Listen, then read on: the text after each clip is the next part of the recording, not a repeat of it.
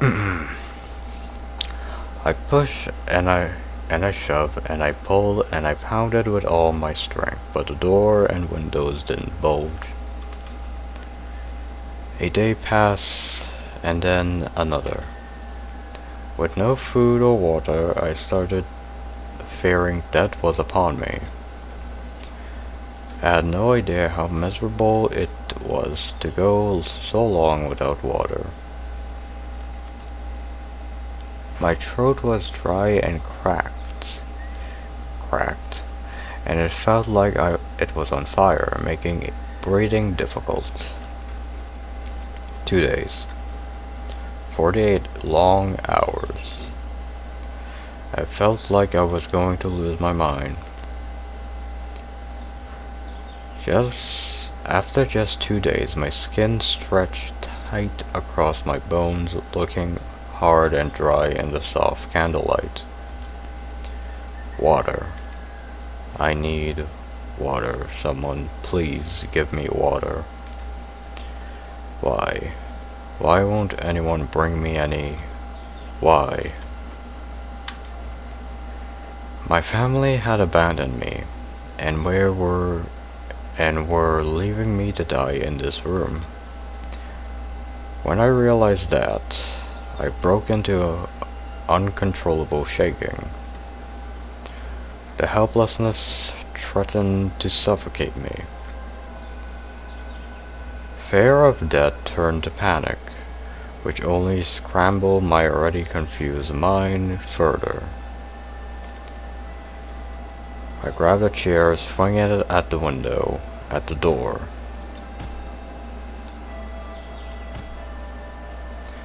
But all my attempts ended in crushing failure. Anyone. I clawed at the door, begging for help. Someone open the door. Anyone. Water. I need water. 1 drop. That's all I need. I'm going to die in here. Someone. Anyone. Mother. Father. Diddler. George. Someone. Please. Someone open the door, please. Help me. Someone. I need water. My throat hurts, it burns. I'm so weak. Someone, water. Diddler, George, anyone.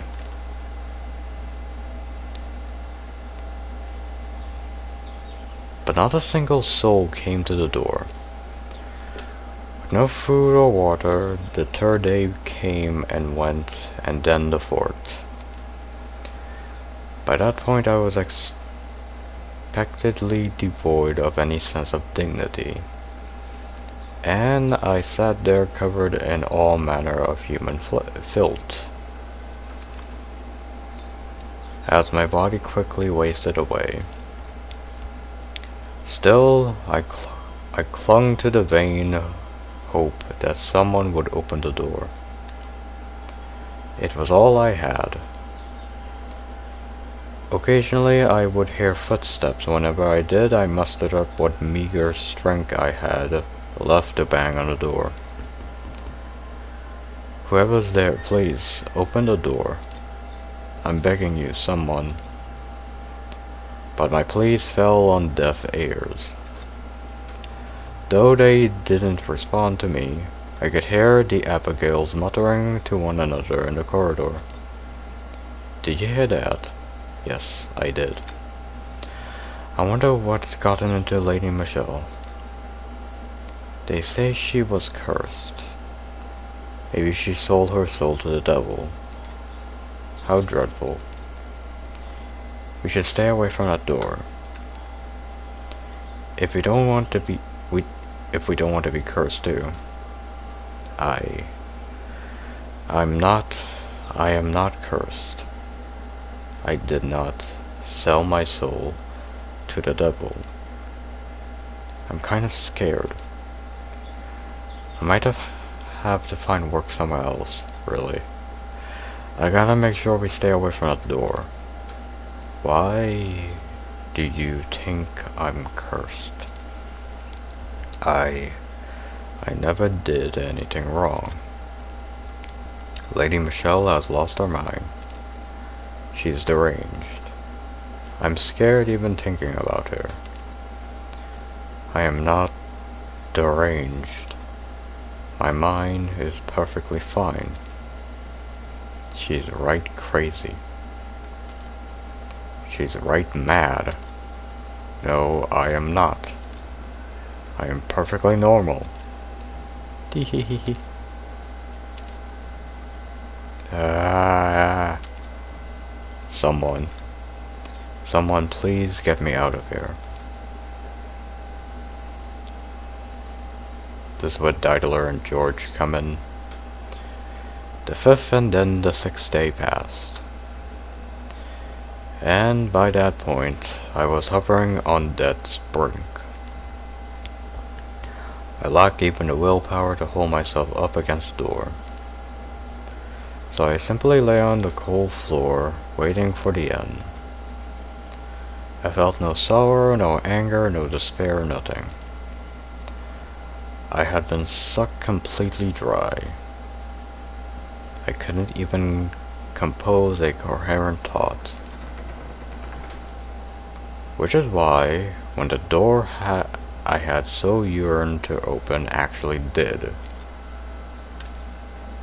and someone stepped inside, standing over me, I was unable to process it. My God, what a mess. Hey, are you still alive? Well, look at that. I was afraid that you would be dead. It was Amy's voice.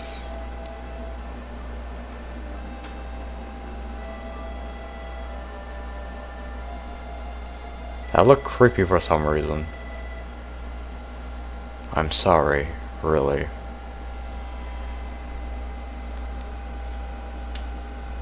That's water. Or poison. I'm gonna guess that's poison, because this just looked creepy. I'm sorry, really. I didn't mean to much harm. I didn't mean you much harm. But after what you said in front of the whole family, I was a little upset. I couldn't tell what she was saying. All I could hear were garbed sounds. All I could do was moan at her. The servants are all afraid of you now, after your little episode. So I volunteered to bring you your food in their place. They never brought him food in the first place. In like what? A week? Everyone was so grateful. I don't think anyone likes you anymore. Eventually my muddy mind managed to make sense of the thing she was holding in her hands. A tray of food, that's a glass of water. I could smell it from here. At first I just gave you your food.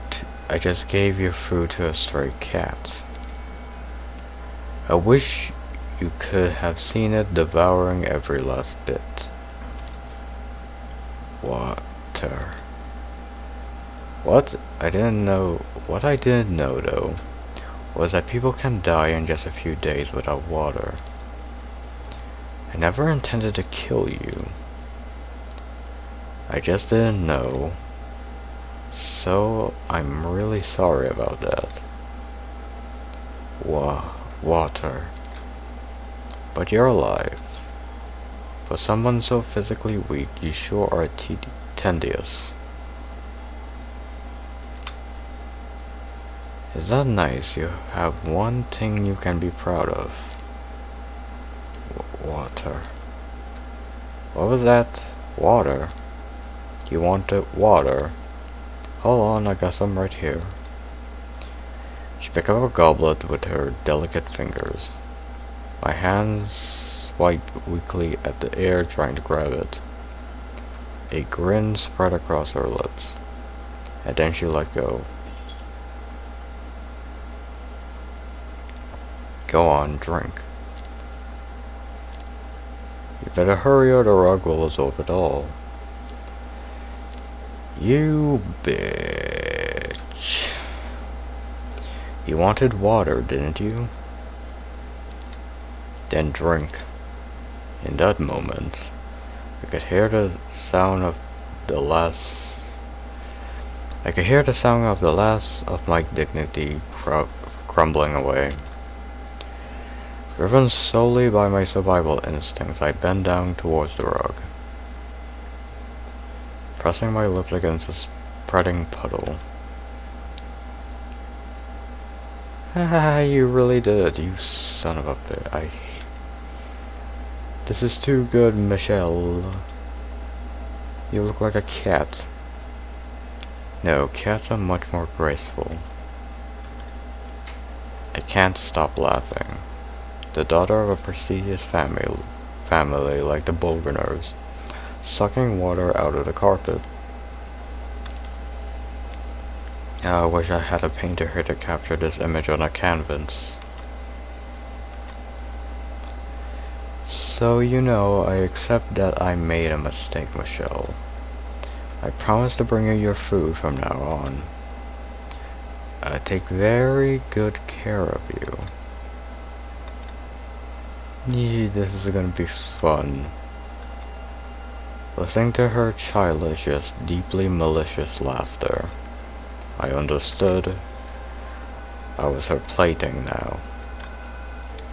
My hell was only just beginning.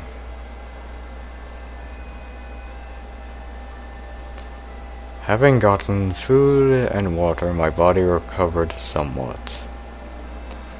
But I was hardly in peak condition. That would take some time, given how badly malnourished I had been. Amy continued to treat me like her pet, constantly stoking the flame of rage within me. But I was too weak to stay on my feet for long, and talking hurts my throat. I assume it was a calculated effort on her part to maintain power over me, to keep me as miserable as possible. She always had a smirk on her face as she gazed down on me.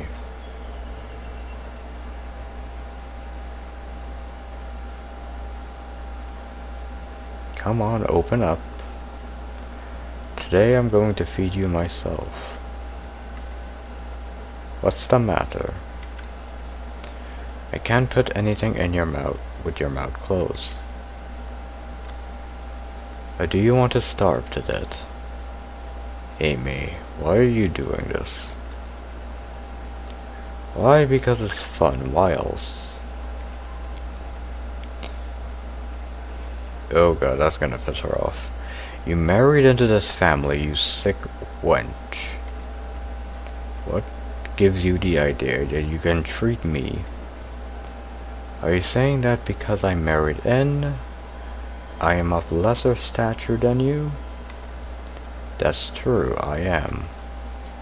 But what's your point? Do you think you can intimidate me with formalities?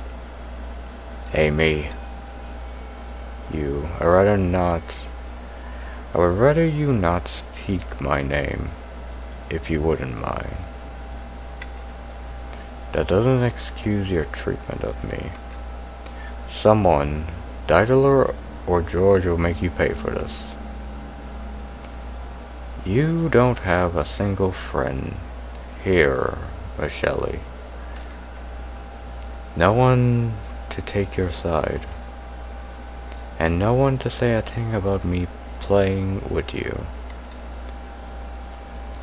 Assuming you were somehow able to tell someone, no one will believe you.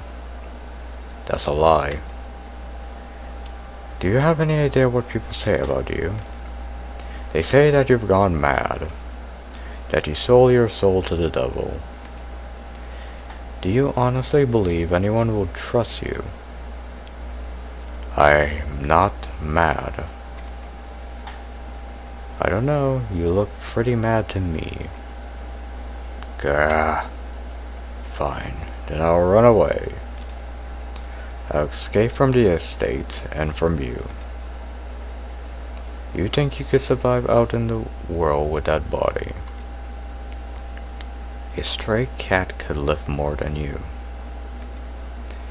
You never find work. I'll give you a week at best. You can't be so sure of that. Maybe I can make it on my own. Maybe, but either way there's no way you're getting out. You try to run and someone might just cut your legs off. How is that at all necessary? Don't ask me. Maybe because your curse hasn't broken. You know, you're lucky you're even allowed to live.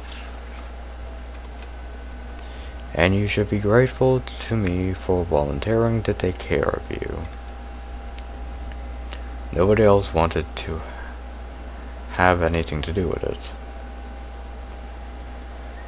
So if you want to keep living, you have to show me some respect. And you have to do everything I tell you to. Understood?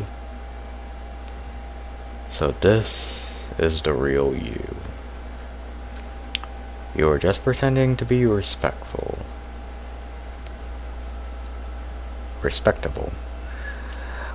When in reality, not only are you sleeping with Idler, you're a downright vile woman. You've been putting on an act ever since you got here. Oh, you make it sound like I'm somehow worse than anyone else. I'm quite normal, thank you. How is this normal? Listen to me, Michelle. The side of me you see right now isn't necessarily the whole thing. The sweet girl I am for the family is also me. And when I held you in my arms, that too was me. I'm not putting on an act. Liar. Though to tell you the truth, I never actually liked you, so that part was a lie, yes. If Mother hadn't asked, I would have never even considered getting friendly with you. Amy. You know, life as a noblewoman is so dull. It's so restrictive. No room for love at all. So can you really blame me? There so happens to be the most wonderful night right there for the taking. Why shouldn't I have gone after him? I'm still young. Let me have some fun, you know. It's not like women have much else in the way of recreation. That's recreation? Of recreation. So it wasn't Daedalus, but you who what? Oh, Michelle talking. So it wasn't Daedalus, but you who seduced him. And it all would have worked out beautifully too if you had only kept your mouth shut. You ruined our family gathering and damaged my reputation. And you called me a whore. Because you are. That wasn't very nice, now was it? Well, it's only the truth. Is it any surprise I'm a little sore? You brought this on yourself, Michelle. I brought this on myself. Don't you dare. Nothing justifies what you're doing to me. I'm not the disturbed one. You're a crazy whore, and And don't you try to pretend otherwise, damn you. Oh my, such language. You're not being very nice to me, Michelle. Girls aren't supposed to talk like that, you know. I am not a girl. Then what are you? I am a man. A man? With that body?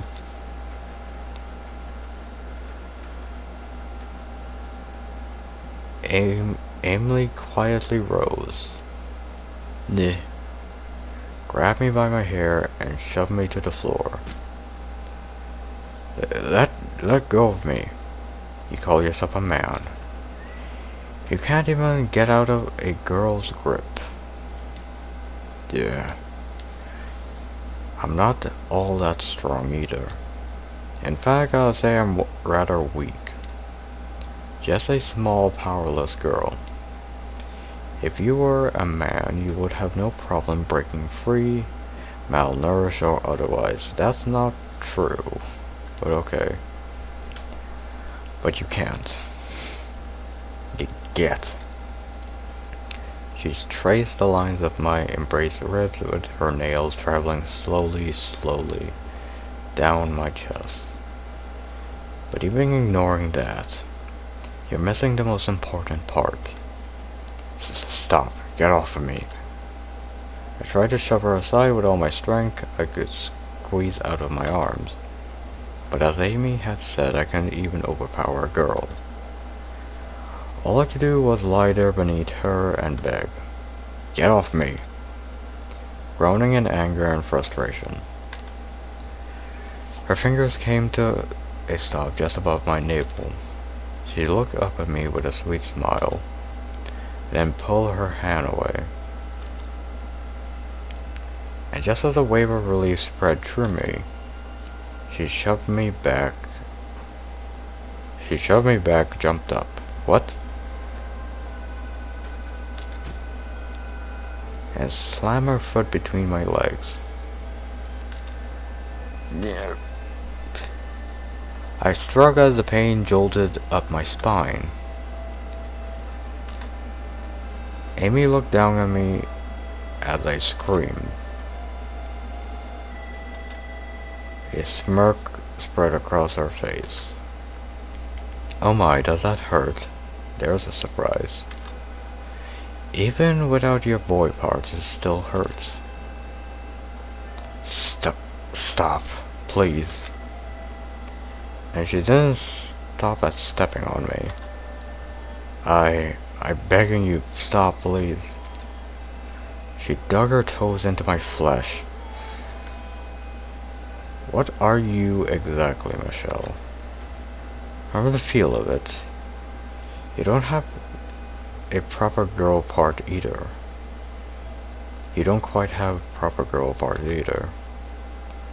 Amy, please. On top of the physical pain, unbearable humiliation and shame corroded away at my spirit. What a strange creature you are. Stop. If I could have died right there and right then and there, honestly that would have been preferable to the emotional hell she was putting me through. You should take a look at yourself in a mirror, Michelle. You're crying, sobbing like a sad little girl. You had not much of a boy, are you? And you lust after me with this body. Seriously? You're disgusting. I can't believe you actually had the gall to fall for me. Amy abuse was not a one-time occurrence. She had promised she came to feed me every day. But her arrival brought nothing but anguish and torture. Every day she chipped way more of my spirit. But I hadn't succumbed to her yet. My anger still overpowered any fear I felt. About a week after Amy started caring for me. Have you been a good girl, Michelle? I brought you your supper. I set it right here for you. What's the matter, Michelle? Your food is right here. It's going to get cold. Go on, eat. But no using your hand. Crawl over and use your mouth. Oh, fuck you. Come on, eat. Would you rather I fed you? You. What was that? Do you have something to say? I can't understand a word you're saying, Michelle. If you would eat, you would have enough strength to talk. You. Huh? I'm going to kill you, Amy! That was, I believe, the first time in my life I had felt sincere, overpowering desire to end someone's life. I wanted to see her dead. With my hands and legs tied up, I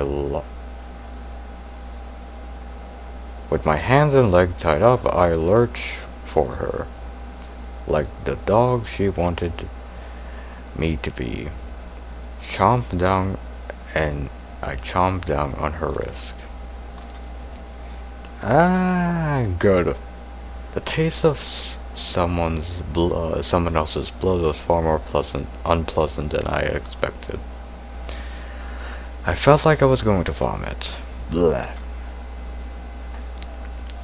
But I was determined not to let go of her wrist for any reason. I would gnaw through to the bone and the tip of her and rip her entire hand off. She could beat me unconscious and I still wouldn't let go. She would have to kill me to get me off her. I wanted her to feel the pain I felt when she tramped on me. Let go! My body never did what I wanted it to, though. I could swear in my life I wouldn't release her arm, but I could never seem to make good on my determination. Amy's foot flew up into my emancipated gut. The point tip of her shoe dug into my flesh like a knife. I collapsed to the floor in a fit of convulsions. And just as I was about to cough up a mouthful of stomach acid, she ran her foot into my abdomen a second time. She didn't even give me enough time to get to my feet, let alone fight back, before she kicked me again. Again and again and again and again. My gut, my chest, my legs, and my face. What's wrong with you? Don't you get it? You're not the one in control here. You should be tanking me. What you did to me that day was incredibly hurtful.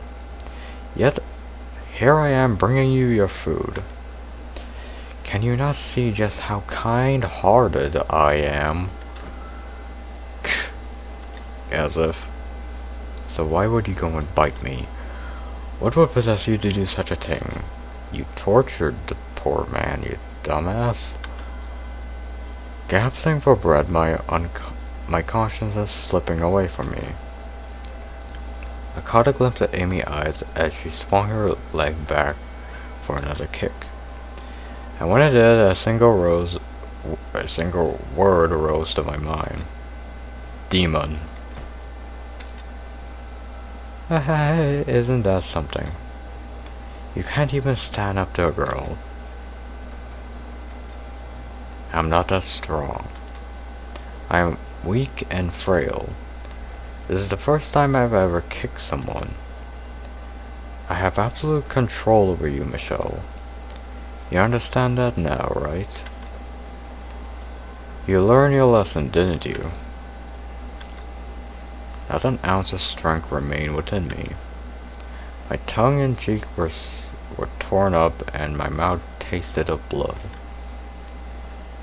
Thinking herself weak and having no experience in the ways of physical violence, she knew no restraint.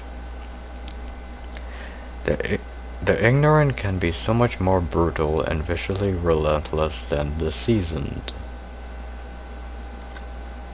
My vision had gone red, and I could hardly feel my own face. There was a strange gurgling sound with every breath I took. Ah, jeez, what am I gonna do about this hand? It hurts like crazy. Oh, I know. I tell everyone you finally lost it, and try to bite my hand off. God. They'll all feel so bad for me. I can just see the sad looks on Daedalur's and George's face. They will not. You know, your brothers have completely given up on you. If that's not true, then why would they send him to the mansion? A deranged sister is nothing but trouble. You know what you are, Michelle. You're a demon child, who's coming from a demon. Takes one to know one. Why was I the demon, and not her? Why did no one come to my aid? Several times I considered ending my life, but every time I did, memories of better days came back to me. Of the time before my body had transformed. The days when we were all so sure of our happiness kept me chained to life. Why couldn't things still be the way they had been then? In my heart, I hadn't changed at all. So how had things ended up like this? George. Michelle, oh Michelle, are you there? Did you need something, George? Oh, come on, don't be like that. Do I have to need something to talk to you? No, but you look like you were in an unusually good mood, so I thought. Well, why wouldn't I be? It's a wonderfully gloomy day out. I would understand if it were clear out, but can you really say it's wonderfully gloomy? Well, you can't be outside for very long when it's not cloudy, so in our case, this is perfect weather. What do you say we go for a little stroll while we can? Dee's around today too, so we can see if he's up for it. It'll be like old times. We've been running around like headless chickens lately, so we haven't had much of a chance for a sibling outing. We have Mom make us lunch, and then we'll take a couple of horses to the forest edge. I'm fine with that if you are. You bet your bum I am. I ask after all. Now come on, let's go.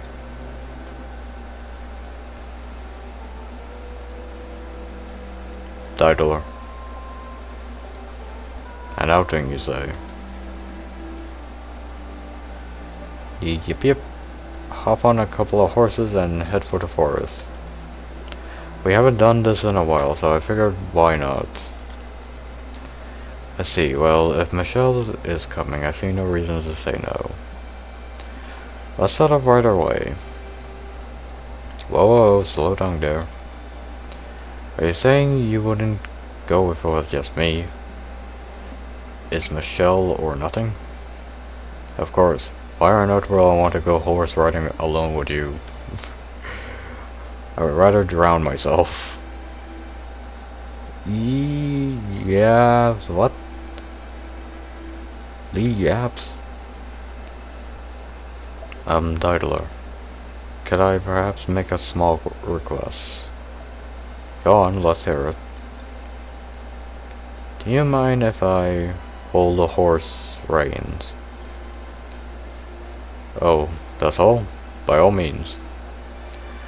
I'll be there behind you to make sure nothing happens, so have at it. But do be warned, my horse is a bit temperamental. If you're not gentle, he'll start getting moody with you. I doubt that would be I doubt that will be a problem for you though, Michelle. I'll be careful.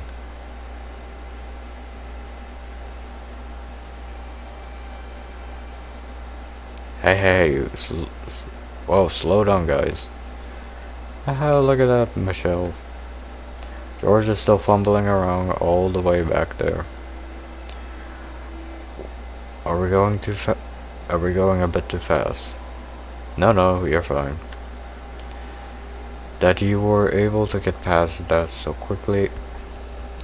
Is proof of your talent.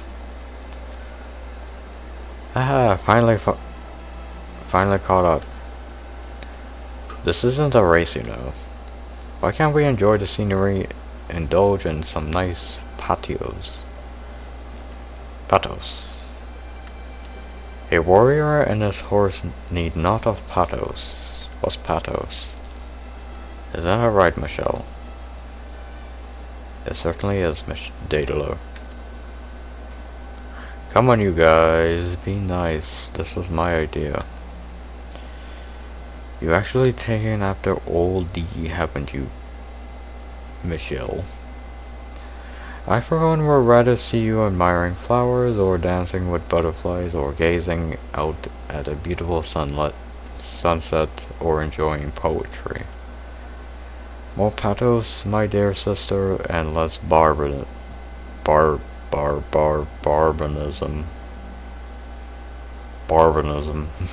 Barbarianism. Long swords, suits of armor, and tales of heroic knights are so much more appealing, though. You let him get his claws in too deep, Michelle. Oh dear, oh my.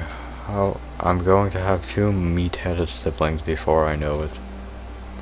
What did you just call me? Now, you two. Why don't we stop here for a picnic? Second, my stomach has been rumbling up a storm. I took a few bites earlier because I was about to die back there. I hope your horse throws you into a river. Aw. You really do look like a girl. I was saying, the other pic, he didn't look that much of a girl, but this pic, yeah, you do look like a girl. Hey, so the other day I brought a cat home. A cat? Yep, specked from head to tail and ugly as a witch's heiress. I was gonna keep him in my room, but Mom flipped when she saw it. Keep that filthy thing out of my house. I wish there was something we could do about how much of a clean freak she is. This is cute. George. Try not to stress Mother too much. You're unpredictable enough as it is. It would be nice though to have a cat, I mean. You think so? Then how about this? We keep it in the courtyard. I feed it on days when it's clear, and you can do it when it's cloudy, Michelle. I don't know what cats eat though. I bet he likes pastries. You want to kill the cursed thing? I cannot approve of anyone taking care of an animal who thinks that's a good idea. Sorry. Oh, pull the stick out of your arse, these. Life is all about experimentation, and then you kill the cat. Live and learn. Don't experiment on animals. Well, if you're gonna be like that, how about you help out too? You can keep an eye on us and make sure we don't do anything stupid. What? Now you're trying to drag me into this. Already done. You're in. It's settled. Damn it, George. Now we need to come up with a name. Have any ideas, Michelle? But you want me to name it? Not very often you get to give another living thing a name. Well, I guess you might have a few more chances down the road. Consider this practice. Oh, he's referring to the fact that he thinks that she's a girl and she's gonna have kids and they can name them. Yep. Something elegant and beautiful. You got this. Now, George, don't put too much pressure on her. You have a point though. It's a good opportunity. Don't stress too much about it, Michelle.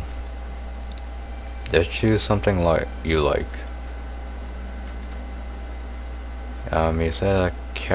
You said the cat was speckled and ugly. Yep. One look and you'll be laughing so hard you can't breathe. Alright then.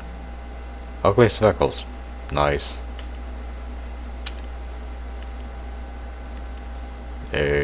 That's a name. That's its name. It would seem you do not have a future in the arts, Michelle. But you said it was ugly and speckled, George. I did, yes, but you could have tried a little harder than that, though. But you know, why not? Ugly speckles. Ugly special it is, then.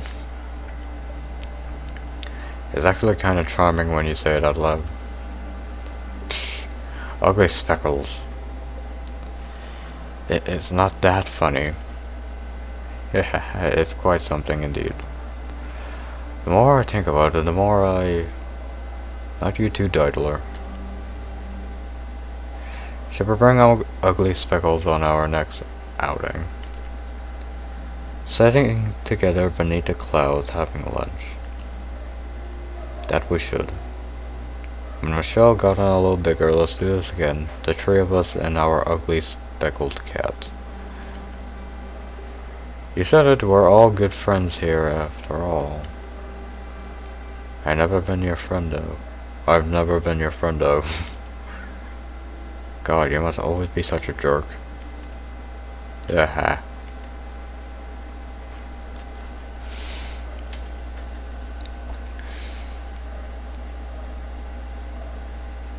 Didler.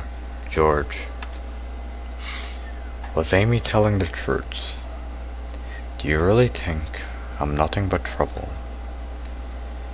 Do you think I've lost my mind? That I'm a demon child? Didler. George. Why do you not open this door for me and let me out? Were the things I said that day really so heinous? Do you resent me too, like Amy? Didler. George. How do you think about me now? This body, really so unusual? Is this body really so unusual? If I hadn't undergone the transformation I did, would things still have been the way they were before? Would we be able to go out to that forest again, make silly, meaningless conversations, everyone laughing like we had then? If his body hadn't changed the way it did, I would not be trapped in the darkness, in this darkness. Even if that were the case, I don't want to be a girl. If God descended from heaven and offered me to change me back, I would have turned him down, because inside, I wasn't a girl. And my nightmare at Amy's hands didn't end there either. As much as I loathed to admit it, I was terrified of her. Every day I dread the sound of the door opening. However, if I were to block the door off with furniture, I would lose my only remaining lifeline. I had no choice in the matter.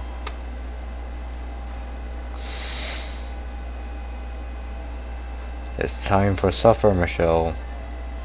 I brought your favorite, parsnips. I thought he said that wasn't his favorite. Well, what the dogs didn't eat of them anyways. But you don't mind, do you? I'm going to cut your nails today, Michelle. I need you to stay very still so you wouldn't want my hands to slip. So make sure you do. So to make sure you do, I'm tying you up. This way you can't accidentally move. Here's your water, Michelle. It's murky. Oh, heavens me. I must have fetched it from the wash bin by mistake. It's supper time, Michelle. I brought you parsnips again.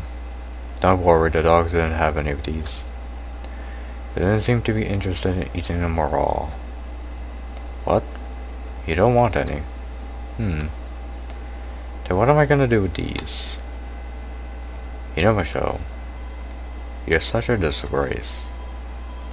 Cry for me, won't you?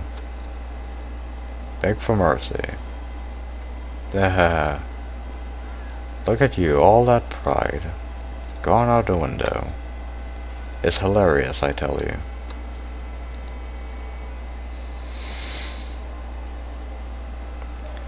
She did everything imaginable to torture me, both physically and emotionally.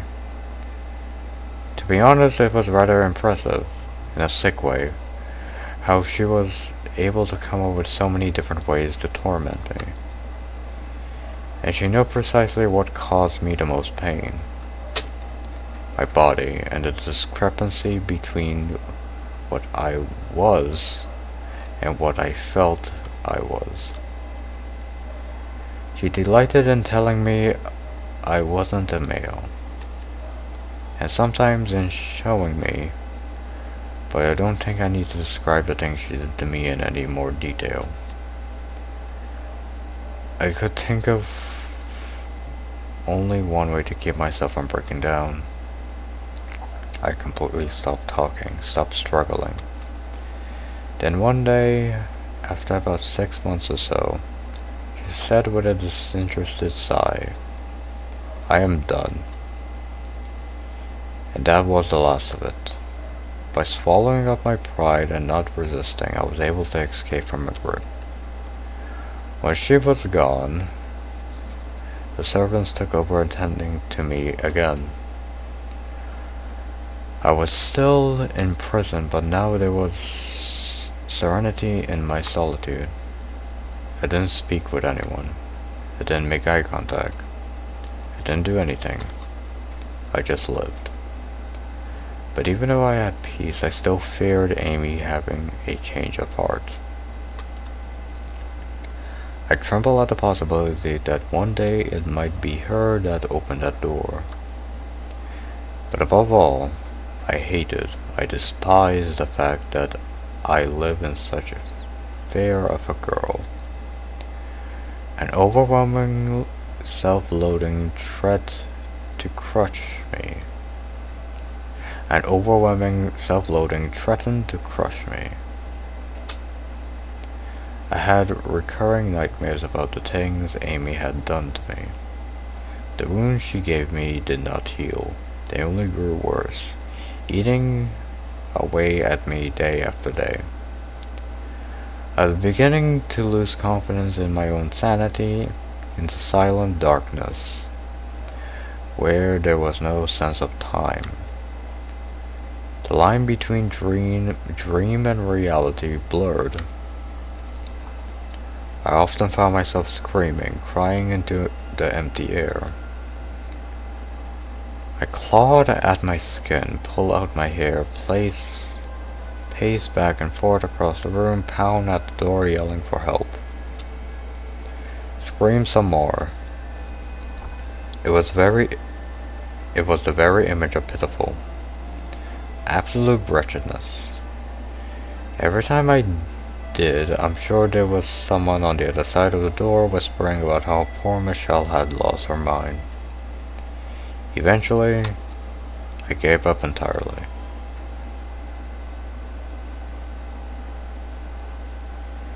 It was a storming night in my 16th year. I had been confined for more than 2 years at that point. Heavy rain pounded against the windows like thousands of little spheres. I was sitting quietly on my bed, unable to fall asleep, when suddenly there was a loud banging on the door. Michelle, are you awake? If you aren't, then hurry up and get awake. We got big trouble. Lower your damn voice. But when I first heard my brother's voice, after so long, I thought I was hallucinating. In 2 years, they had never once come for me, no matter how hard I pounded at the door, no matter how many times I called for them. After all that time, I didn't expect that to ever change.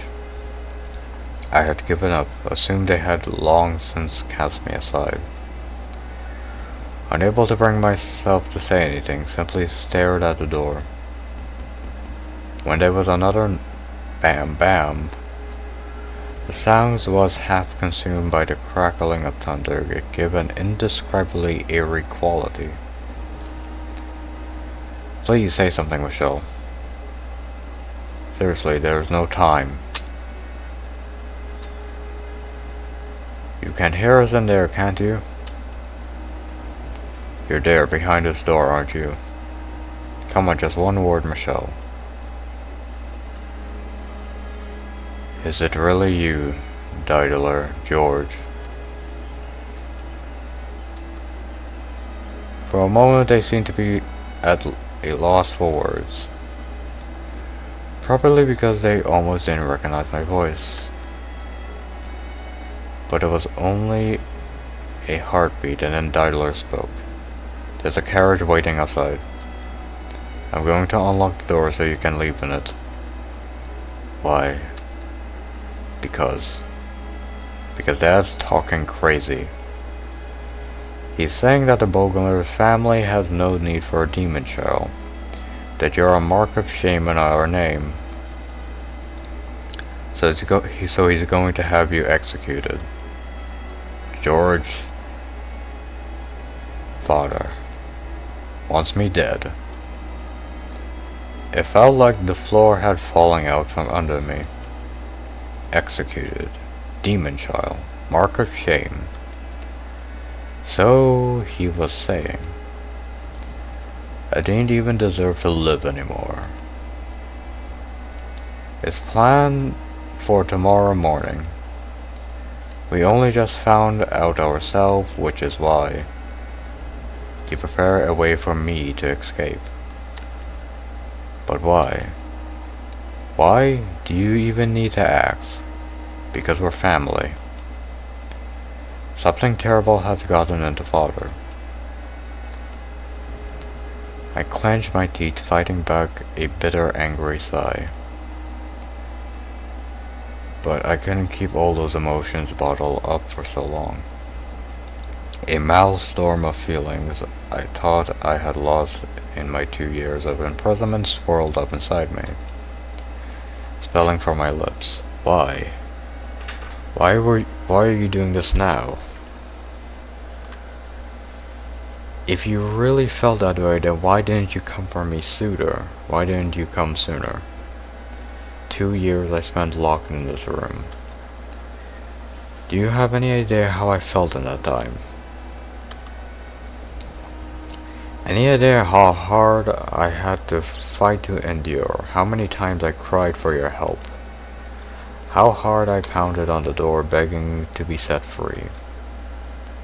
But never once did you come. Not even once.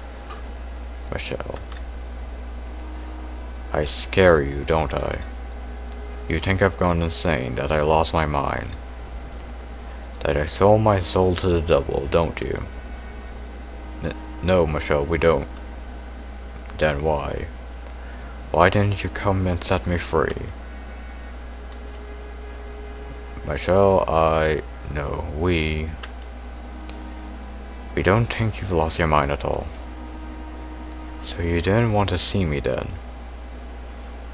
You didn't want to face what I've become? Tell me I'm wrong, Diddler George. You left me here, abandoning me for 2 whole years. Locked me away so you didn't have to see me. I'm sorry. I'm just, really busy with my art. I've been getting a ton of commissions down at the courts. And Diddler's a knight now. So he's up to his neck in expeditions. I'm really sorry. As am I. I cannot say that you are wrong. After what happened, I wasn't sure how I was supposed to act around you. I'm still not sure even now. I knew I had to find the time to collect myself, but I kept putting it off, vainly hoping that time would take care of it all. And for that I owe you an apology. But you need to understand, I do not agree with Father's decision. I do not want to lose you. I don't think you're a demon child. And George feels the same. Neither of us want to see you dead. What he said, Michelle, Mike. Whatever. There's not much time. We need to get you out of here. I've been done hard on my lower lip. Hard enough to draw blood. It was that or start sobbing. It's a little late for that, Michael. If you don't get out of here, you're going to be killed. If I'm not an angel sent from heaven or a demon child, what am I? What on earth am I? What are you? You're Bollinger. You're our family. And that's all there is to it. I pray you can forgive me for averting my eyes for so long. Can I trust you? Can I trust that even if the whole world says I'm cursed, that you will always be on my side? That you will always be my brothers? Can I put my trust in you once more, Diddler Georges? You absolutely can, Michelle. I swear to God on high. I swear to the God of art. Michelle. I have no other choice, do I? I couldn't talk Father out of it, could I? I would rather you didn't try. He is not a man to change his mind. If you were to show up before him, he would likely draw his sword on you himself. It would destroy Mother. I'm sorry, we're not doing this only for you. Okay, I'll go. Oh, thank goodness. The carriage will take you to a mansion, Michelle. It's a property Father purchased some time ago. But due to rumors about the house, it's abandoned. No one wants to buy it from him either, and that's unlikely to change. It's the ideal place to keep you out of sight. What kind of rumors? A witch lives there. Well, no point in keeping it a secret. He has a right to know. They say a witch lives there. A witch. I think it's all just made up personally. I went to check the place out and there was no one there. It was a little dreary to be sure. I had hoped to have a better place arranged for you, but there wasn't enough time. This is only temporary, Michelle. I cannot say how long it will be. But Father will pass away eventually. When he does, George will inherit the estate. And that will mean you can return. So I ask that you could hold out until that time. If I don't leave, I'm going to be executed. So send me anywhere, I won't complain. I'm glad to hear you say that. I will talk to Father, and sure he does not suspect anything. I'll make this work, don't you worry. The long and short of it is, Dad simply wants you erased from the family. George! Sorry. I wasn't trying to be mean. But anywho, once I take over, we're in the clear. You'll be acknowledged as a Bolganer. I see. Okay then. Can I open the door now? Just give me a minute. Boy, you're still not ready. I don't have any clothing. Right. You wouldn't, How tall are you, Michelle? Around the same height as you, I think. You're taller than me, damn. Alright, I'll bring you some of my clothes. Thank you. Wow, I don't think I ever heard you say thank you without putting up a fight, Michelle. That's not true, I don't think. I'll be back soon. Get what you need together. Alright.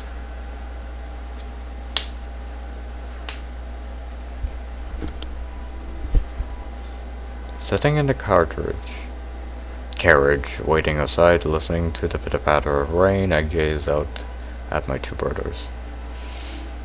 I hadn't seen them in 2 years, but they hardly look any different than how I remember them.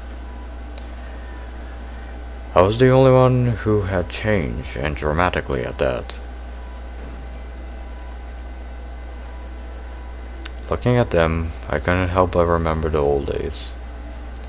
Playing chess with Idler, learning to draw from George's, our siblings' outing.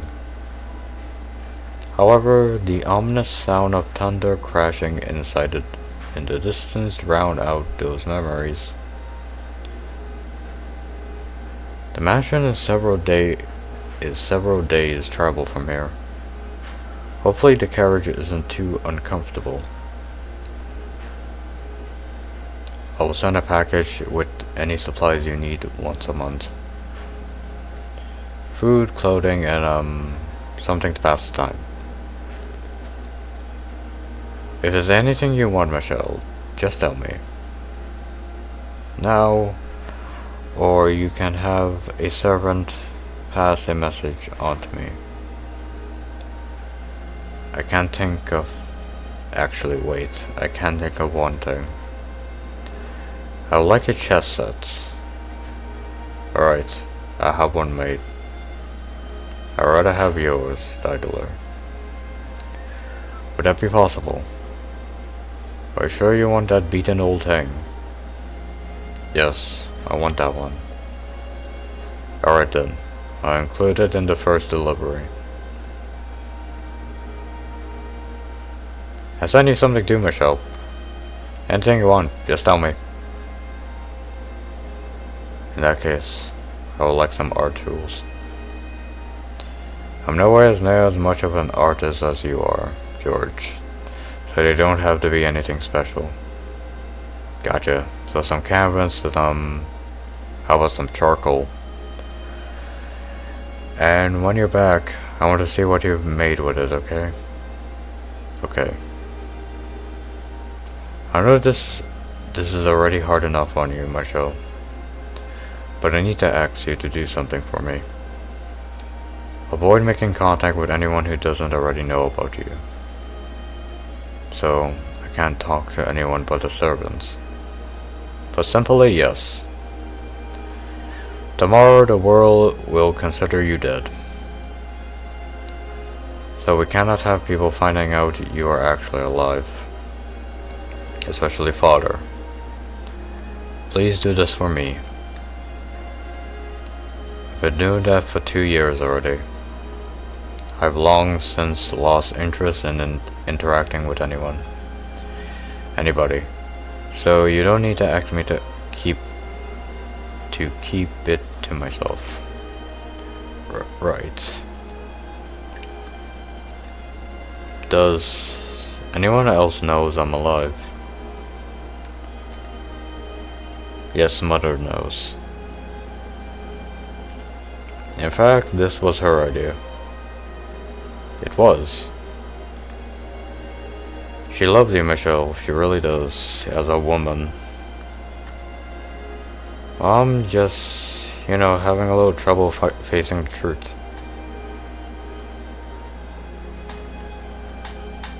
So even though she's not here to see you off, like dog. Yeah. I guarantee you she doesn't want to see you dead.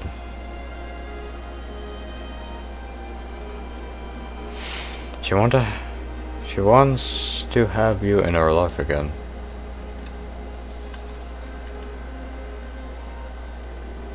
I expect Mother will be writing you, so please take the time to write her back. She is a troubled woman, but her love for you is true and unwavering. Will you do that? Just a quick little, hey, I got your letter, doing great. It'll suffice. Alright.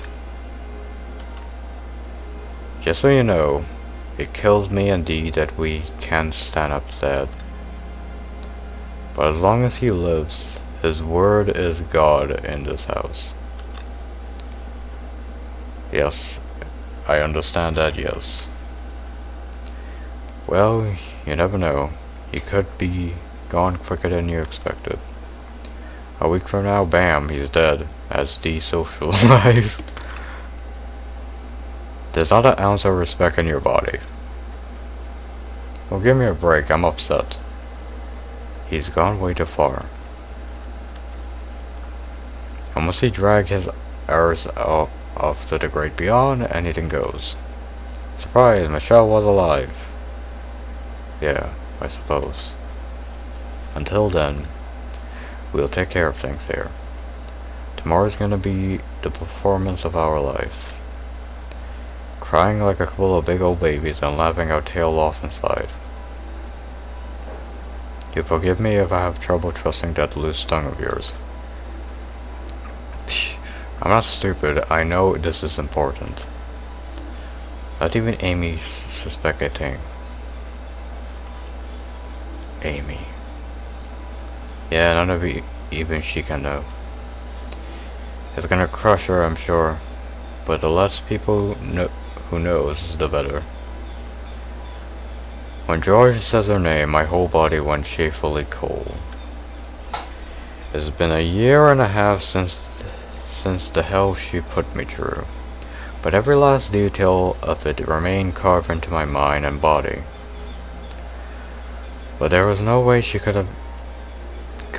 no way she would be even slightly sad about my death. She might act it, but she would almost certainly be elated by the news.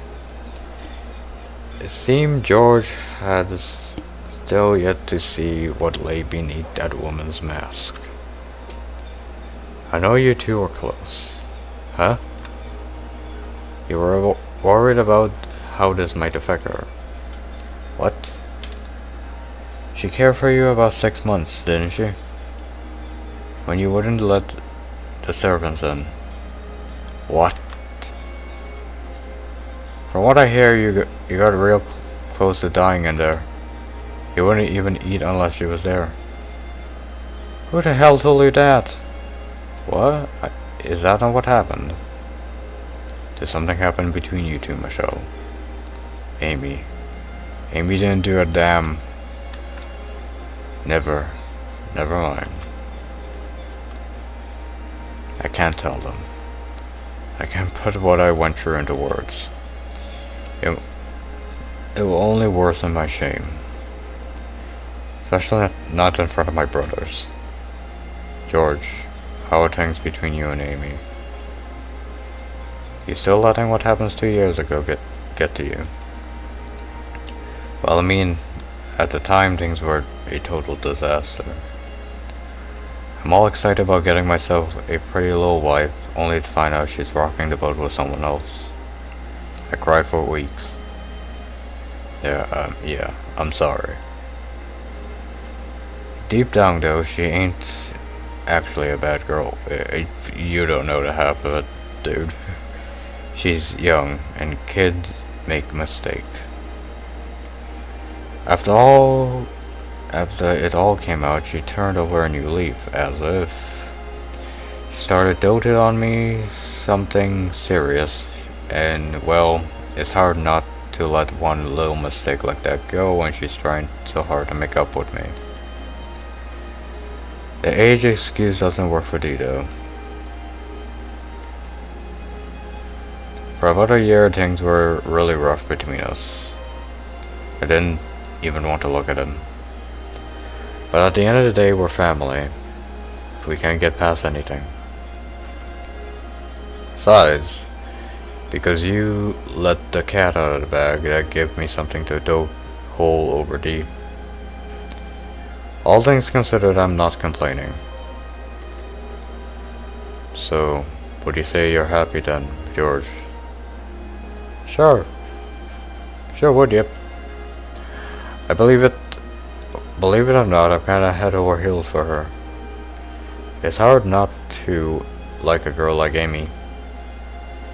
So, oh, I see. You don't want to ruin that. Do you really feel that bad about 2 years ago? So, she's still keeping up the good girl facade around George and Daedalus. No one else knows. She's actually a sadistic, cackling demon. There's nothing else trustworthy in the world than a woman who's always smiling. I don't know, man. Tell that to Giselle. But if George thinks he's happy, then I can't take that away from him. Michelle. Oh, right, yes. I do feel guilty about the way I lost control of my emotions and took it out on you guys. It happens to everyone. In fact, you could stand to do a little more shouting and fussing than you could. Because I have underdeveloped social skills. You heard that? You got one hell of a nasty streak, huh, D? Yeah. I'm glad to hear you're still on good terms. It wasn't my intention to put the two of you against each other. We know, the blame falls on my shoulders. I want you to know something, Michael. Though your transformation was too much for Mother and Father to accept, with enough time everything will go back to the way it was before. Just like it did for myself and George. None of this is your fault. It was all unfortunate timing. God's a little bit of a jerk too. Try not to forget I'm a knight, George. In time. In time. Speaking of which, we don't have much left. I'm going to tell the coachman to set up, okay? Diddler. Yes. Tell me the truth. Will the three of us ever meet again? No. Why would you ever ask that? Of course we will. Not a chance I'm letting this be our last family get-together. One last question then. Yes. Am I your brother? Well, I mean, look at you. Don't look much of a sister to me. So yeah, so you are. I see. So long then. Farewell. And may good health bless you until we meet. Until then, Michelle. Farewell. Before seeing me off for good, they both give me strong, firm hugs. Diddler first, and then George. The warmth I felt in their arms, in my family's arms, slowly spread through my chill body, which made it much more difficult to part ways.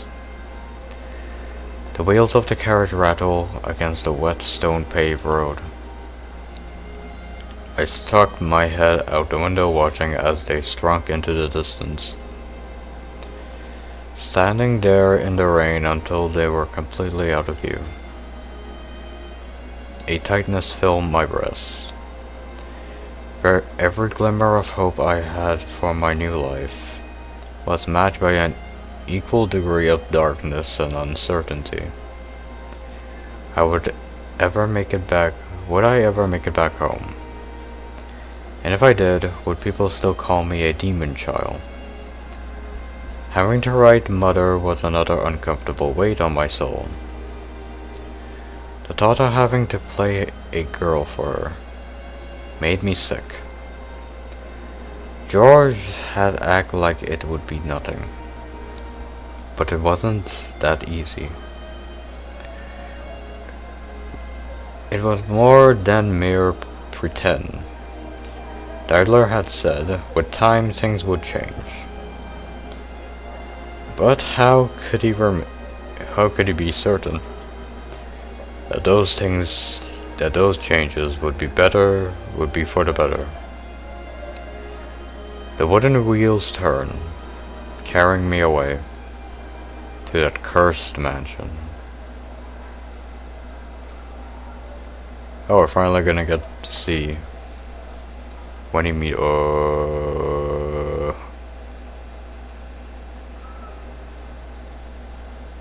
The next thing I knew, I'm sinking into the vast void. Nice. Darkness cuffs my hand and legs, restricting my movement. Images of the past I had kept buried away for so long stream past me. This isn't how I wanted it to happen. Not coming from my own mouth, but being laid bare for all to see without my consent.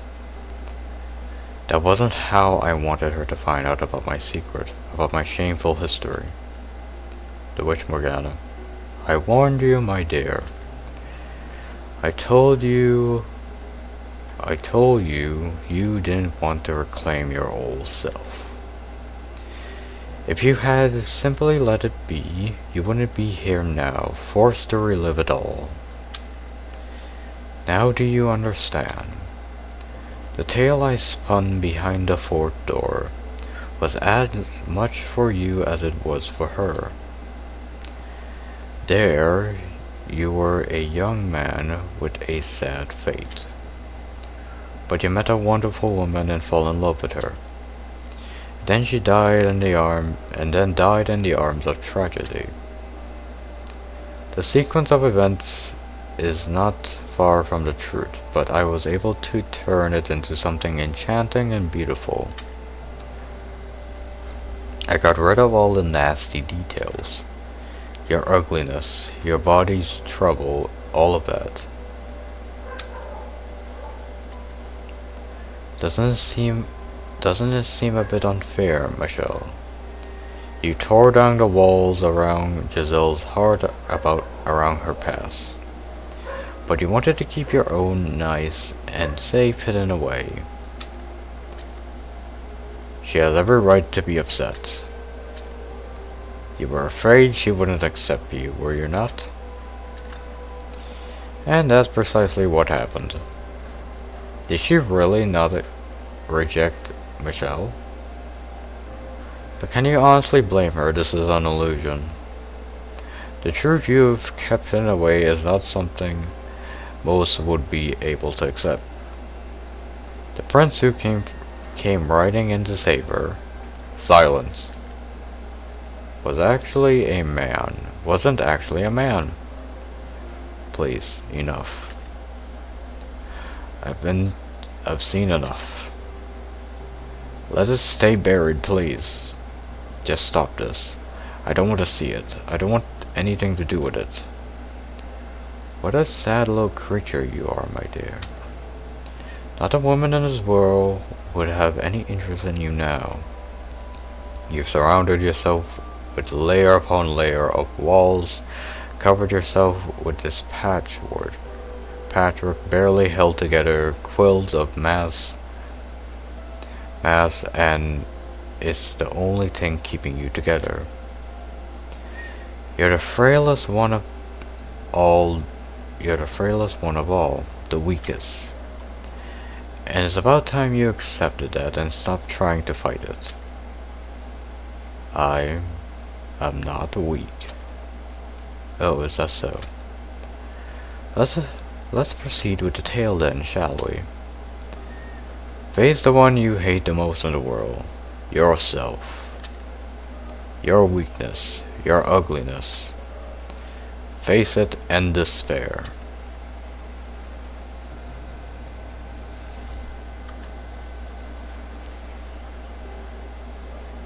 Ah. I'm still falling. Don't. Damn, that was long. Again. Once again, my own desires, my own wishes are completely irrelevant. The past sprawls out before me once more. And the witch is exactly right. I despise the man I was then, teeming with vain hope and foolish dreams. I would rather pretend that part of me never existed, but I have no choice. I'm dragged back into the life I once lived. My pleas for mercy, fading into the dark nothingness.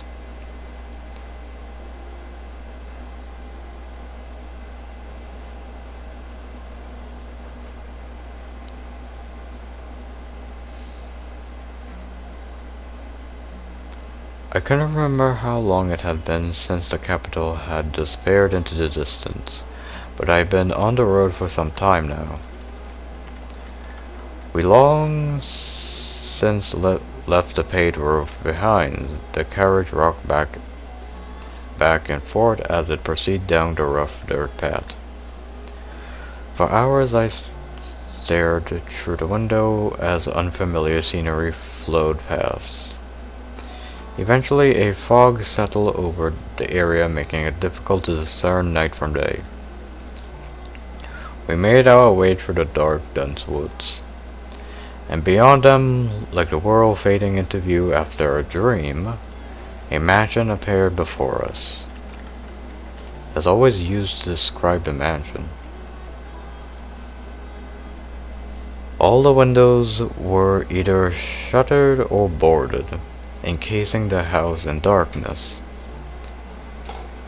In a way, it felt like all I had done was move from one prison to a much larger one.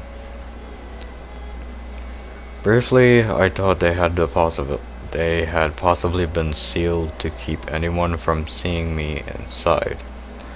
But my coming here was a very recent development.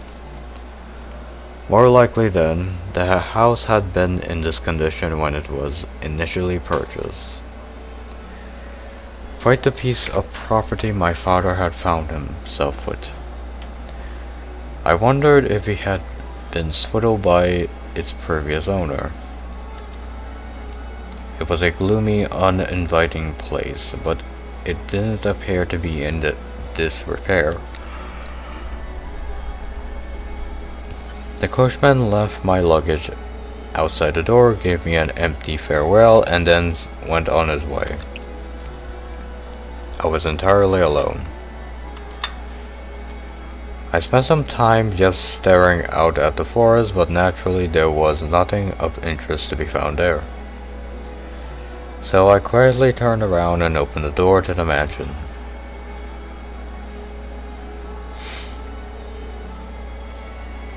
It's certainly dark. I could barely even see my own feet. Briefly I considered trying to unshutter a window or two, but ended up deciding against it. The less inviting the place looked, the easier it would be for me to avoid contact with the outside world, as Zeitler had recommended. Standing there in the darkness for several minutes, my eyes gradually grew accustomed to the lack of light.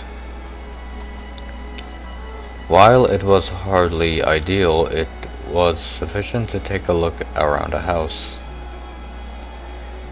Inside didn't seem to have received the same level of care as the outside. Everything was dusty and the air was many years stale. But I wasn't in a cleaning mood. So I dug through my luggages for a bundle of candles, lighting one with a flint.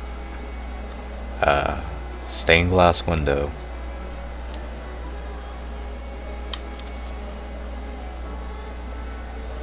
Examining the large room I found myself in, I came across a stained glass window depicting an angel. The archangel, after whom I had been named, looked solemnly down upon me. Quite the joke. Two columns of evenly spaced view ran the length of the room, all facing the multicolored windows. I set the candlestick on a podium of some sort, which is when I realized this is a chapel. A flat length of silver, bent in the middle, was mounted to the two-billet face. When I saw it, I knew exactly what it used to be. A cross. The pews weren't facing the stained glass, but the cross. Why though? It felt as though the mansion had been built up around the chapel, rather than the opposite. I was perplexed as to why anyone would do that. But of course there was no one around to sate my curiosity. Not yet. Taking the candlestick back in hand, I made my way beyond the pewter. Oh, here we go. There sat a small metal door. I pressed one of the pressed one hand against the cool surface and my heart leapt. It was abnormally cold. Though the door itself seemed perfectly normal, an inexplicable anxiety spread through me. It was a very unusual sensation. My instincts told me I should stay far away, and my heart told me it was my duty to see what lay beyond. What am I going to find back there? A witch. The corpse of a witch. After a few moments' hesitation, I decided to act in opposition to my instincts, so he's going inside. Yep. That's the staircase.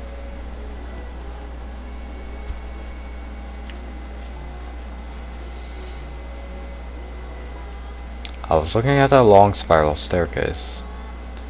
The wooden stairs stretched so high I couldn't tell where they ended. An observation tower, perhaps. As if being pushed forward by some inhuman force, I mounted the staircase. By the third or fourth loop, soft light began peeking into the tower, through the regularly spaced rectangular opening in the stone walls. Through one such window I gazed outside, and far off in the distance, beyond the seamlessly endless ocean of trees, I saw a small village.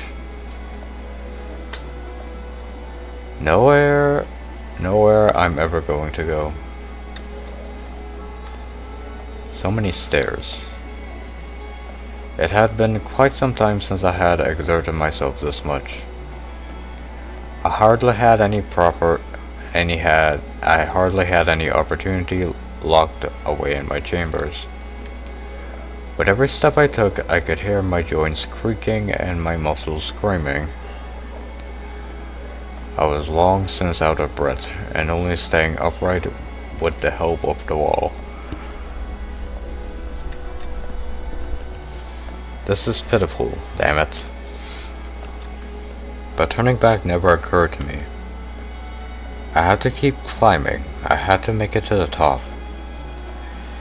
And it was that feeling of necessity that pushed my exhausted body upwards. By the time I reached the top, I was practically gasping for air. Sweat streamed down my forehead. I wiped it aside, turning my gaze towards yet another door. But unlike the first, what on earth? A tangle of rope covered the surface. Layers upon layers of it, making it intent abundantly clear. Nothing shall come in or out. It didn't look like it had been put there recently either, as much of it was rotted through. Out of curiosity, I grabbed at the coil and yanked. The rope snapped into several places, chunks falling limpidly to the floor. That wasn't enough to allow the door to open though. People only sealed doors like this for a reason. Largely because they didn't want or couldn't allow others to see what hid behind them. Like what they did to me. For a few moments, I felt as though I was looking down at myself from outside of my body. If it hadn't been this man, but someone else standing there, would they have turned back at the sight of the sealed door, acting though nothing was there? Or would they have done as I did? I grounded my teeth and a mix of annoyance and bitterness rushed through me. But I did not hesitate. I held the frame of the candle up to the wall of rope, careful to not set the whole thing ablaze, slowly, carefully burning through them one by one. It was repetitive and time consuming. but I persisted, wiping away the sheets of sweat before it streamed into my eyes. The sun was well on its way down before I finally managed to expose the door.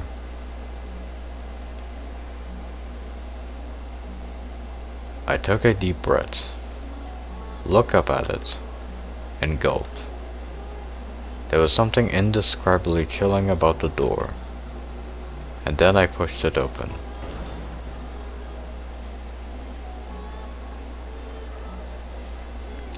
A barely noticeable breeze brushed past me. A single ray of light shone into the room, coming from a single window sitting high atop the wall. It cast a milky white patch of light on the hard floor, revealing the fact that I was not alone. Rumors say a witch lived in the mansion. There I saw, in this accursed house. Oh, a skeleton with only one arm. A cursed mansion for a cursed man. It was like I was destined to end up here. I had no way of finding out who the skeleton belonged to. So I left it there at the top of the tower and retreated into thought.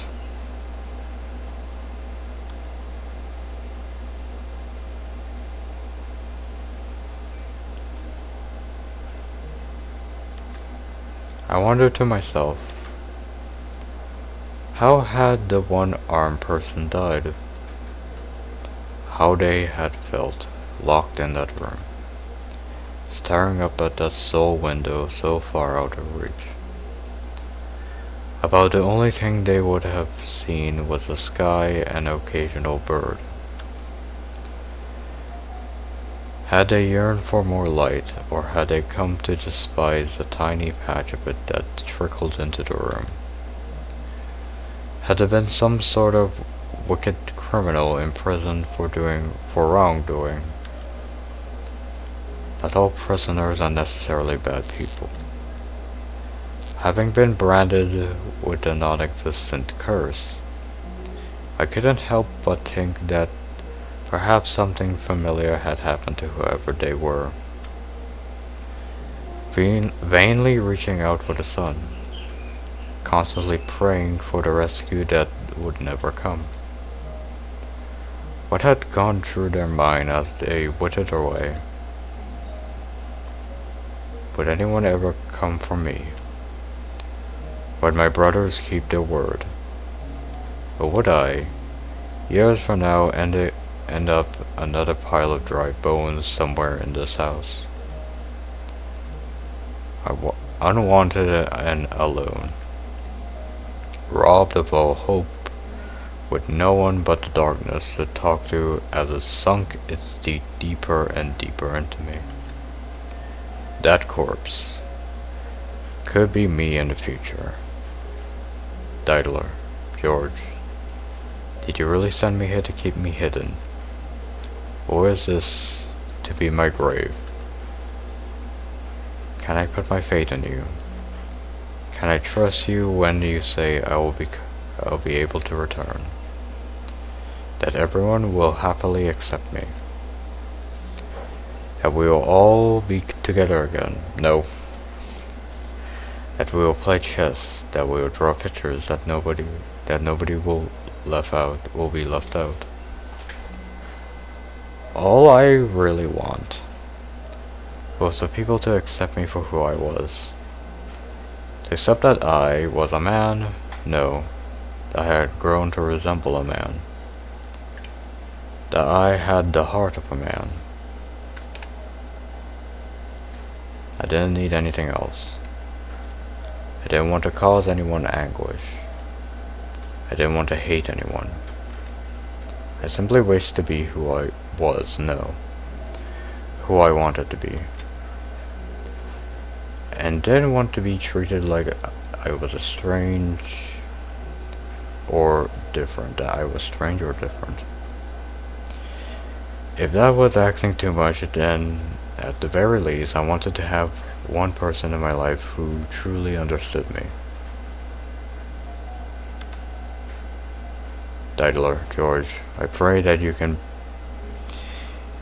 be that for me.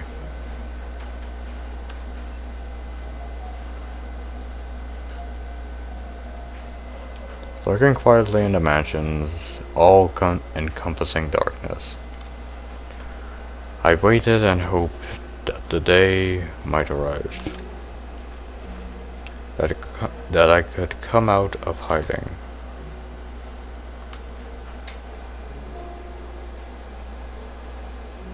However, 1, 2, 3 years later, I still not have been set free. Only my mother wrote me, and in all her letters she said the same thing. When your curse is broken, come back home, sweetheart. Oh God. When your curse is broken, I want you back in my life. When your curse is broken, everything will be back to normal. I would wait expectantly for the day that you are free of that terrible curse. The curse will never be broken, though. What I was now was what I was meant to be. All that time I spent as a girl, none of that was real. Diddler had said he didn't think I was cursed. My brothers didn't think I was some hellish demon child. So no, the curse will never be broken.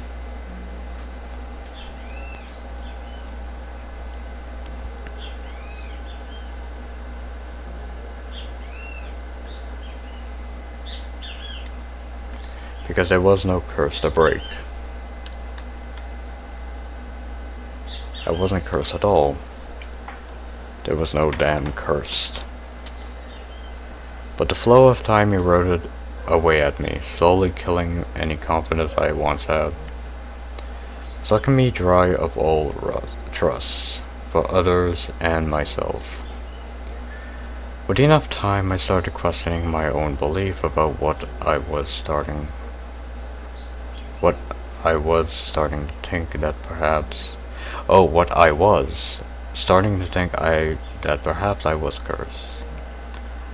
Much like they had at the Bulganer's estate, the servant who came by every month did his best to avoid making eye contact. But beyond just bringing me food, he was also checking on me, and making sure I didn't attempt to run away. And every month he probably went back and told Mother the same thing, that my curse still had not been broken.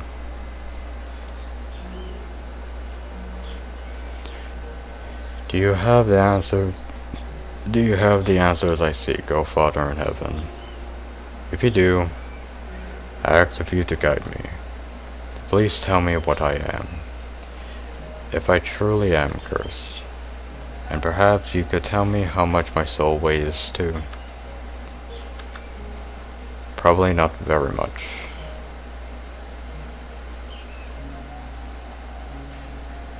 I spent enough time alone in that dark mansion to drive anyone mad.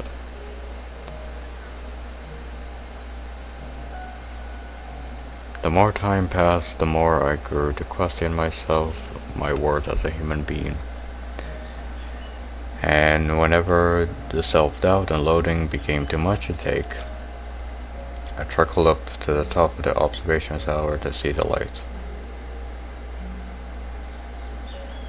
Sitting there on the hard floor, I would place my hand on the skeleton's leg and shoulders. Skeleton legs, its shoulders, its hand. From the size of its bone, whoever it was appeared to have been very young when their life withered away. Poor child. Even I feel blessed compared to you. How miserable it must have been locked away in this tower. to have your arm mercilessly severed. You have my pity, though. I alone shall mourn your death, and I alone shall take comfort in your presence. You poor, poor child. By pretending to pity someone who had it worse than me, I was able to feel somewhat better about myself. Because if I was in a position to pity someone else, then conversely I wasn't in a position to be pitied. Vainly, foolishly trying to convince myself of a lie, I spent hours, days alone in that tower holding the dry bones in my arms. Now there was a sight to lend credence to my alleged madness. Over time, the air in the mansion seemed to thicken as if the fog were condensing. Water pushed out all the air, swallowing me up, suffocating me. Putrid mire. I was trapped at the bottom of this thick black sludge. Soon I lost track of the passage of time, my only landmarks being the dates on Mother's letters. Before I knew it, 8 years had passed.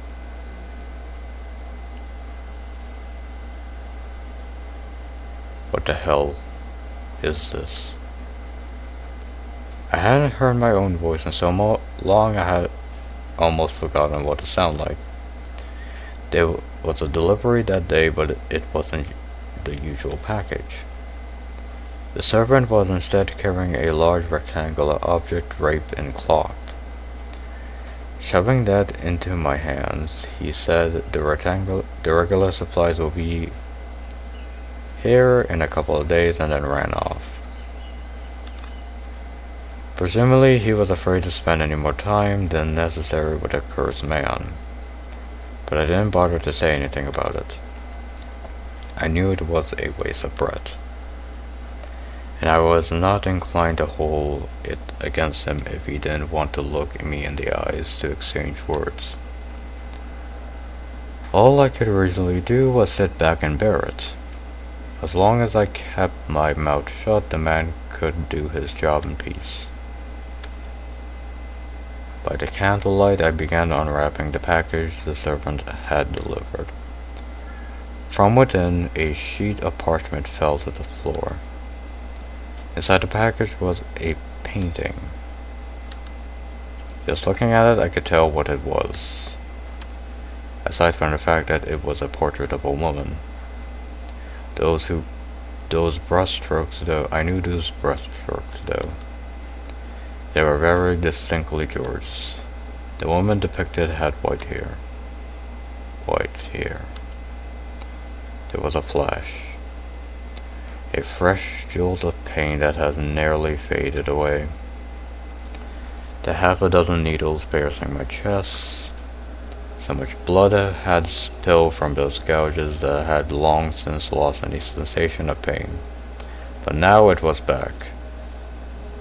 No, Georges, you didn't. My whole body froze. The blood from my veins came to a halt. I couldn't breathe. I was drowning in a pool of imaginary water. I crouched down to pick up the sheet of parchment. It was a letter in Mother's handwriting. The first line read, as it did in all of her correspondence, "Oh, my beloved daughter Michelle, every day I pray that your curse might be broken, but lately I've come to think that perhaps the reason you remain cursed is because you have forgotten what you're supposed to be. So as long as you spent so long you have spent in that accursed form, it is little surprise you will lose sight of yourself. How can you return to your true self if you do not even remember what that is? So I asked George to paint you a picture, hoping it might help you break free of your curse. You are a beautiful young woman, my dear Giselle. I presume you have already seen the painting." Is lovely, wouldn't you agree? That flowing white hair and skin like glass, those deep enchanting red eyes, those slender fingers and modest feminine frame, those soft lips. It's not you when you were younger though. Instead I had him imagine what you will look like now. That is what you will look like when your curse is broken. Isn't that wonderful? Imagine it. Envision yourself, your true self. Remember who you are. Recall your true self. I eagerly await until the day you come back to me, looking as beautiful as you do in the painting. My dear sweet Michelle, this is you. This is the real you. You are beautiful, my little girl, and I love you dearly. That awful fuss all those years ago, we can pretend none of that ever happened. Forget all about the dreadful thing that curse made you. Become the girl you used to be, the girl you were meant to be, so we can once more be a happy family. I'm waiting, forever waiting for you.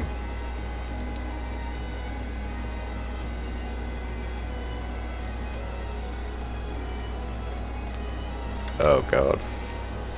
The letter ended there, leaving me with the woman in the painting staring back at me. Her eyes seemed to insist that I was not me. She was the real me. That was nothing more than a fraud, laughing at me, scoffing at me for ever thinking I was anything but female, mocking me for stubbornly insisting I wasn't to be a man. The pain in my chest swells, spilling from my mouth in grunts and moans. And then, gah! I screamed from the bottom of my lungs. Why? I yanked at my hair. Why, George? Slammed the painting against the floor. You said I could believe you. You swore to the god of art. So why? Why would you do this to me? You said yourself that you didn't think I was cursed. You acknowledged me as your brother. You know this isn't me, so why? Why would you make this?